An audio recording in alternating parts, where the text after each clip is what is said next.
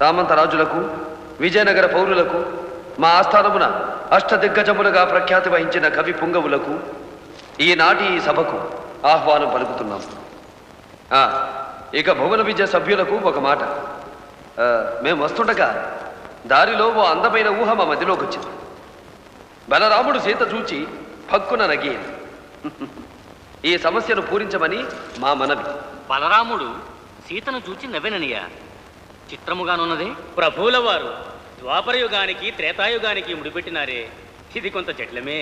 ఓహో, మన అష్టదిగ్గజాలకే కష్టతరమైన సమస్యనిచ్చారు ప్రభువుల వారు. ఇప్పుడు తెనాలి రామకృష్ణుడు చెప్తాడు చూడు. నీకెలా తెలుసు? పుస్తకాల్లో చదివాం కదా. నేను పూరిస్తాను ప్రభు. చెప్పండి కవివర్య. లలనలు పాయసమానిన కలుగుదురే పిల్లలంచు క్ష్మాసుత నవ్వల్. పరమున దొరికిదరని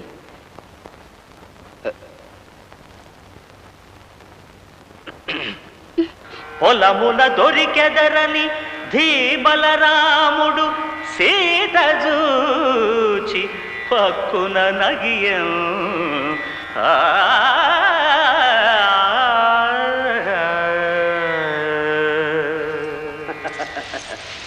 భళా రామకృష్ణ కవి, మీ బుద్ధి కుశలత అమోఘం. దుర్జటి కవీంద్ర, మీ కృతి నుండి కొత్త పద్యాన్ని వినిపించండి. ఆ కారడవిలో ఏ దిక్కు లేకుండా పడి ఉన్న శివలింగాన్ని తిన్నడు తన పల్లెకు రమ్మని ప్రార్థిస్తూ, చురుకు చూపున గాలిన కొరత నురుకు నురుకు జూపుల పుట్టించు నెరుకు వారి మిరుకు వలి గుప్ప పాలిండ్ల మిగురు బోండ్ల సేవకిచ్చెద నీకు విచ్చేయుమయ్యా. స్తుతమతి అయిన ఆంధ్ర కవి ధూర్జటి పల్పులకేలగల్గెను అతులిత మాధురీ మహిమ తెలిసన్. ఎక్స్క్యూజ్ మీ రామకృష్ణ కవి గారు, మీరు చెప్పబోతున్న పద్యం నాకు తెలుసు. ఎవరు నీవు? నీకు తెలిసినది ఏమి? తెలిసన్.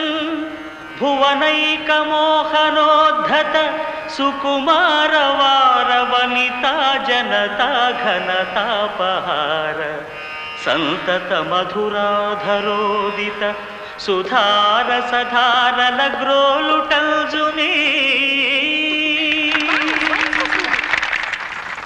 అదే ఆశ్చర్యంగానున్నదే ప్రభు. ఈ వ్యక్తి పలికిన పద్యంలోని ప్రతి అక్షరం నా మనోఫలకంలో ఉన్నదే. ఆశ్చర్యం, అద్భుతము. ఎవరి పరదేశీయుడు? ప్రభువులకు ప్రణామములు. వీరు కృష్ణకుమారులు, ఆమె హేమలత. అడవిలో దొండగుల బారి నుండి నన్ను కాపాడినారు ప్రభు. ఓ అలాగా.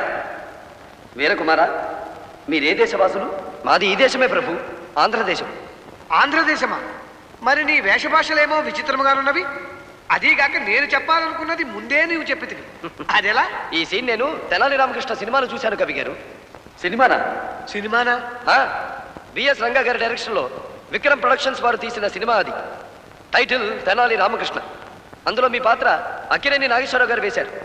ఆయన్ని చూసి రామకృష్ణ కవి అంత అందంగా ఉంటాడనుకున్నాను. కానీ మిమ్మల్ని చూశాక అలా అనిపించడం లేదు. ఈ మధ్య కాస్త పొట్ట పెంచి పొట్టైనట్టున్నారు. నీ మాటలు లవలేశమైన అర్థం కావటం లేదు బాలక. ఒక్క పొట్టి పొట్ట తప్ప. కుమారా, మా రామకృష్ణ కవి గారు చెప్పదలుచుకున్నది మీరు ముందుగానే చెప్పగలిగారు. ఈ విద్య మీకు ఎలా వచ్చింది? ఇందులో పెద్ద విద్య లేదు సార్. మహారాజా, మీ భవిష్యత్తు కాలం మాకు వర్తమాన కాలం. మేము భవిష్యత్తు నుంచి వచ్చిన వాళ్ళు. అంటే మేము 20వ శతాబ్దం వాళ్ళు. మీకంటే 500 సంవత్సరాల ముందు వాళ్ళు. అందుకే మీ విషయాలన్నీ మాకు తెలుసు.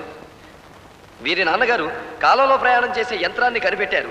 అదెక్కి మేము మీ కాలానికి రావడం తటస్థించింది. కుమారా, మీ మాటలు వింటుంటే నిజమనే అనిపిస్తున్నది, కానీ నమ్మశక్యము కాకున్నది. సమయం ఉన్నప్పుడు మీకు వివరంగా అన్నీ నేనే చెప్తాను ప్రభు. సరే, విశ్రాంతిగా ముచ్చటించుకుందాం.